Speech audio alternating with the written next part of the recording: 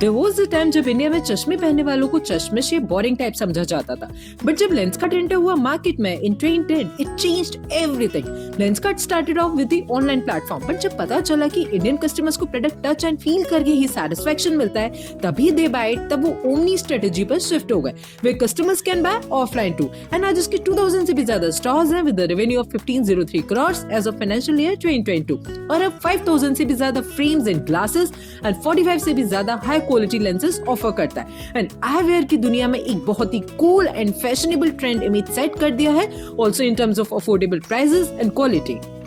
आज लेंसकार्ट का सक्सेसफुल होने का रीजन है इसकी अमेजिंग सर्विसेज, जैसे कि try at home, first frame free, 3D try on, booking our checkup at home, replacement of old glasses and so on. Because before Lenskart एक सही चश्मा वो भी reasonable range में मिलना was not easy, और सिर्फ limited styles available हुआ करते थे, और अच्छी क्वालिटी में रेंज बहुत हाई हुआ करती थी, लेकिन Lenskart fulfilled all the expectations. In fact, it is now building fully automated factory in Bhiwadi, Rajasthan, with them aiming to produce 5 crore glasses annually.